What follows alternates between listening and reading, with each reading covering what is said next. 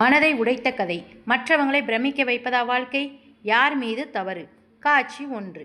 அமெரிக்காவில் வசிக்கும் தீபக் விடுமுறையில் பெற்றோரை பார்க்க குடும்பத்துடன் இந்தியா வந்தான். விமான நிலையத்திலிருந்து அப்பாவை கைபேசியில் தொடர்பு கொண்டபோது அது ஒலித்தபடி இருந்ததே தவிர அவர் எடுக்கவில்லை. சரி, இன்னும் 1 மணி நேரத்தில் வீட்டுக்கு தானே போகப் போகிறோம் என எண்ணியவன் கால் டாக்ஸியில் கிளம்பினான். 15 நிமிடங்களில் கிழக்கு தாம்பரத்தில் இருந்த நவீன அபார்ட்மெண்ட்டை அடைந்தது கால் டாக்ஸி. அபார்ட்மெண்ட்டை அடைந்து 2-3 முறை காலிங் பெல்லை அடித்தும் கதவு திறக்கவே இல்லை. ஒருவேளை வீடு பூட்டியிருக்கிறதோ என நினைத்து மறுபடியும் தன் அப்பாவை மொபைல் போனில் கூப்பிட்டான். ரிங் போனதை தவிர போனை எடுக்கவில்லை. வேறு வழி இல்லாமல் எதிர்வீட்டு காலிங் பெல்லை அடிக்க 2 நிமிடம் கழித்து வெளியே வந்தார் அவ்வீட்டுக்காரர். மாமா, அப்பா அம்மா வெளியே போயிருக்காங்களா? ஃபோன் பண்ண எடுக்க மாட்டேன்றாங்க என்றான். உனக்கு விஷயமே தெரியாதா? உங்கள் அப்பா உன்கிட்ட சொல்லலையா? இல்லையே மாமா. என்ன விஷயம்? உனக்கு தெரியாதது ஆச்சரியமாக இருக்கு. உங்கள் அப்பாவும் அம்மாவும் முதியோர் இல்லத்தில் இருக்காங்க. யாராவது வந்தால் கொடுக்க சொல்லி அட்ரஸ் கொடுத்துருக்காரு உங்கள் அப்பா. இரு, எடுத்துட்டு வரேன் என்று சொல்லியபடியே உள்ளே சென்றார். முகவரியை எடுத்து வந்து கொடுத்தார். இவங்களுக்கு என்னாச்சு? எல்லா வசதிகளும் நிறைஞ்ச அப்பார்ட்மெண்ட் இருக்கையில் ஏன் முதியோர் இல்லத்தில் போய் தங்கணும் என்று குழம்பி போனான். தேங்க்ஸ் மாமா, நான் வரேன் என்று சொல்லி கிளம்பினான். அதுவரை மொபைல் ஃபோனில் பேசி கொண்டிருந்த அவன் மனைவி பிரீத்தி, என்னாச்சு தீபக் என்று கேட்டாள். என்னத்த சொல்ல, முதியோர் இல்லத்தில் தங்கியிருக்காங்களாம் என்றான் கோபத்துடன். முதியோர் இல்லமா? ஏன் வீட்டை விட்டுட்டு என்றால் ஆச்சரியத்துடன். அப்பார்ட்மெண்ட் வளாகத்தை விட்டு வெளியே வந்து கால் டாக்ஸியில் எரிஞ்சியதும் முடிச்சிருப்போப்பா என்று சொன்ன தீபக் மீண்டும் தன் அப்பாவை மொபைலில் தொடர்பு கொள்ள முயன்றான். அவர் எடுக்கவில்லை என்றதும் கோபத்தில் அவன் முகம் சூடானது.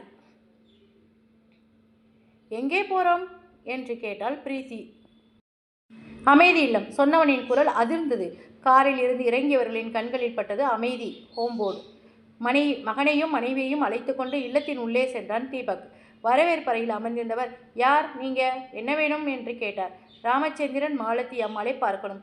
வியர்வை துடைத்தபடியே சொன்னான். பிரீத்தியும் மகனும் மொபைலை நோண்டியபடியே இருந்தனர். நீங்க என்று இழுத்தார். அவங்களோட பையன் என்றான் தயக்கத்துடன். அவனை உட்கார சொன்னவர், சின்ன நிகழ்ச்சி நடக்குது சார். பெரியவங்களோட நேரம் செலவழிக்கிறதுக்காக ஒரு கம்பெனியிலேருந்து வந்திருக்காங்க. கொஞ்சம் வெயிட் செய்யுங்க என்று சொல்லி உள்ளே சென்றார். சிறிது நேரத்தில் மகிழ்ச்சியுடன் அங்கு வந்தனர் தீபக்கின் பெற்றோர். வெறுப்பு, கோபம் இரண்டும் சேர்ந்து அவர்களை வெறித்தவன், என்னப்பா இதெல்லாம், என்ன நினைச்சிட்டீங்க வந்தீங்க என்றான். தீபக் அம்மாவின் குரல். சாப்பிட்ட உடனே மூச்சு வாங்குதுப்பா, இப்போ எல்லாம் ஒன்றும் முடியல என்றபடி அவன் அருகில் அவன் அம்மா அமர, முதல்ல இங்கேருந்து கிளம்புங்க, என்ன மடத்தனம் இது என்று கர்ஜித்தான். அங்கு வந்த தீபக்கின் அப்பாவிடம், ஏன் மாமா, உங்களுக்காகத்தானே எல்லா வசதியும் இருக்கிற மாதிரி அப்பார்ட்மெண்ட் வாங்கி கொடுத்திருக்கிறோம், சொல்லாமல் கொள்ளாமல் ஏன் இங்கே வந்திருக்கீங்க என்று கேட்டாள் பிரீத்தி. நீங்கள் பாட்டுக்கு முதியோர் இல்லத்தில் வந்திருக்கீங்க, தங்கிட்டீங்களே, உங்கள் மகன் எவ்வளவு ஷாக் ஆகிட்டார் தெரியும். என் மானத்தை வாங்கணும்னே இங்கே வந்து தங்கியிருக்கீங்க. ரிசப்ஷனில் இருந்தவர்கிட்ட நான் உங்கள் பையன்னு சொல்கிறப்ப எப்படி குறுகி போயிட்டேன்னு தெரியுமா? உங்களுக்கு அப்பார்ட்மெண்ட்டில் வசதி குறைவுனா என்கிட்ட ஒரு வார்த்தை சொல்லியிருந்தா எவ்வளவு செலவாயினாலும் பரவாயில்லைன்னு வேறு வசதியான ஃப்ளாட் வாங்கி அதில் உங்களை ராஜா மாதிரி தங்க வச்சிருக்க மாட்டேனா என்றவன் அம்மாவை பார்த்து, அப்பா தான் ஏதோ படத்தனமாக சொன்னான்னா, உனக்கு மூளை வேணாமா? எதிர் ஃப்ளாட்டில் குடியிருக்கிற மாமா உனக்கு விஷயமே தெரியாதுன்னு கேட்டபோது அந்த இடத்துல என்னால் நிற்கவே முடியல. உன் கோபம் புரியுதுப்பா, ஆனால் என்னப்பா ஆனா? கோபமாக ஆரம்பித்தவனை அமைதியாக இருக்கும்படி சைகைகளால் சொன்னார். உங்ககிட்ட சொல்லாமல் நாங்கள் இந்த முடிவை எடுத்துருக்க கூடாதுதான். ஆனால் முதல்ல ஒன்று புரிஞ்சுக்கோ, நாங்கள் இங்கே வந்திருக்கிறது மாற்ற முடியாத முடிவுனே சொல்லலாம் என்றதும் அதிர்ச்சியுடன் அப்பாவை பார்த்தான். ஆமாம் தீபக், உங்ககிட்ட முதல்ல ஏன் சொல்லலைன்னு கேட்டேன் இல்லையா?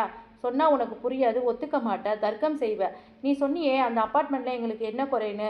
வசதியில் எந்த குறையும் இல்லைப்பா, ஆனால் எங்களால் எதிர் வீட்டுக்காரரை கூட சந்தித்து பேச முடியலங்கிறது தான் ரொம்ப பெரிய குறை.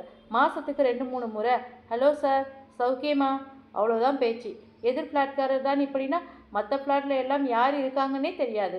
நாங்கள் கூட சில பேர் கூட பழக முயற்சி செய்தோம், யாரும் ஈடுபாடு காட்டல. நாங்கள் 2 பேரும் எங்களுக்குள்ளேயே என்னத்தப்பா பேசிக்கிறது? இங்கே ஏன் வந்தோம்னு கேட்டியே? இங்கே எல்லோரும் எங்கள் வயசுக்காரங்க தான். மனம் விட்டு பேசுகிறோம், சண்டை சச்சரவுன்னு வரதான் செய்யும், அதுவும் வாழ்க்கைக்கு தேவை தானே. பேசி பழக மனுஷங்க இல்லாதது என்ன வாழ்க்கை? நீ வேலை கிடைச்சதுன்னு அமெரிக்கா போயிட்ட, உன்னை போகாதுன்னு சொல்ல எங்களுக்கு உரிமை இருக்கான்னு தெரியல. ஏன்னா அது உன்னோட விருப்பம், உன் வாழ்க்கை. எங்கள் கதி வெறும் கட்டடம் மட்டும்தான் வாழ்க்கையாயிடுமா? இங்கே எங்களோட பேசி பழக நிறைய பேர் இருக்காங்க, எங்கள் மனசுக்கு நிறைவு இருக்குது. நீ மறுபடியும் ஊரில் வந்து செட்டில் ஆகிறேன்னு சொல்லு, நம்ம எல்லோரும் ஒன்றா இருக்கிறதா இருந்தால் மறுபடியும் வீட்டுக்கு வரோம். அதுக்கு சாத்தியம் இல்லைனா நாங்கள் இங்கேயே இருந்துடுறோம். வெறும் சுவர்கள் மத்தியில் இருக்கிறது எவ்வளவு கொடுமை தெரியுமா? அது எங்களால் முடியாதுப்பா என்றவரின் கண்கள் கலங்கி. தீபக் இந்த முடிவை எடுத்ததில் எனக்கு தான் பெரிய பங்கு இருக்கு என்ற அம்மா, இங்கே எல்லோரும் கிட்டத்தட்ட எங்கள் வயசுக்காரங்கனால சிரித்து பேசி கலகலன்னு பொழுது போகுது. செங்கல், சிமெண்ட்டு, கதவு, ஜன்னல், மாடுலர் கிச்சன், ஏசி இதெல்லாம் மட்டும் வீடு இல்லைப்பா. வீடுனா அதில் மனுஷங்க இருக்கணும். இனிமே இதுதான் எங்கள் வீடு. காட்சி 2. கண்ணீரோடு நிமிர்ந்த மகன் தீபக் பேச ஆரம்பித்தான். ஏன்பா, எங்கள் திருமணத்திற்கு முன்பே நல்ல உத்தியோகத்தில் கை நிறைய சம்பளம் வாங்கி அரசு வேலையில் தானே இருந்தீங்க. தாத்தா சொத்தான விவசாய நிலங்கள் வேறு நிறைய இருந்திருக்கு. இவ்வளவு பணத்தையும் வைத்துக்கொண்டு பின் ஏன்பா ஒரே பிள்ளை போதும்னு நிறுத்துனீங்க? என்னோடு இன்னும் ஓரிரு குழந்தைகளை பெற்று வளர்த்து படிக்க வைக்க வசதி இருந்தும் ஏன் செய்யலை? உங்கள் வசதியை வச்சுக்கிட்டு என்னால் இனி அண்ணன், தம்பி, அக்கா, தங்கைகளை பெற முடியுமா? யாரும் இல்லாதவனா என்னை நீங்கள் ஆக்கிட்டீங்களே அப்பா. தாத்தா வசதி குறைவாக இருந்தும் 5-6 குழந்தைகளை பெற்று உங்களையெல்லாம் நல்லா வளர்க்கலையா? படிக்க வைக்கவில்லையா? நீங்கள்லாம் அண்ணன், தம்பி, அக்கா, தங்கை என்னை எப்படி சந்தோஷமாக இத்தனை வருஷம் இருந்தீங்க? உங்கள் அண்ணன், தம்பி எல்லோரும் நிறைய குழந்தை குட்டிகளோடு சந்தோஷமாக தானேப்பா ஊரில் இருக்காங்க. மற்றவங்க பெருசாக நினைக்கணும்னு என்னையும் ஹாஸ்டலில் தங்க வச்சு படிக்க வச்சு படிப்பு படிப்பு என்று என் நிலைமையில் கிடைக்க வேண்டிய அத்தனை சந்தோஷமும் இல்லாமல் செய்தீங்களேப்பா. உங்களுக்கு பிறகு எனக்கு யாருப்பா இருக்கு? எனக்கு நல்ல வேலை கிடைத்தும் அங்கே போனால் உங்களுக்கு துரோகம் செய்கின்றனமா என்று என்னை என் மனசாட்சி தினம் தினம் கொள்றது. உங்களுக்கு தெரியாதுப்பா, அங்கேயும் வந்து தங்க மாட்டேன் என்கிறீங்க. என் மனைவி, அவள் வீட்டில் அவளும் ஒரே பெண். அவள் அப்பா அம்மாவுக்கு உங்களை போன்ற நிலைதான். என்னை போன்றே அவளும் அவங்க அப்பா அம்மாவை வயதான காலத்தில் பக்கத்தில் வைத்து பாதுகாக்க முடியவில்லையே என்று கவலை கொள்கிறார். இதெல்லாம் எங்கள் தவறப்பா. ஒரே பிள்ளையான என்னையும் நல்லா படித்தாதான் நிறைய வேலைக்கு போக முடியும், கை நிறைய சம்பாதிக்கலாம்னு என்ன ஹாஸ்டலில் தங்க வைக்கும்போது நீங்கள் சொன்னது உங்களுக்கு ஞாபகம் இருக்குதாப்பா? நீங்கள், அம்மா, எவ்வளவு பெரிய வீடு, சித்தப்பா பையன், பெரியப்பா பிள்ளைங்கன்னு எவ்வளோ பேர் அந்த வீட்டில் அங்கே இருக்கிறாங்க.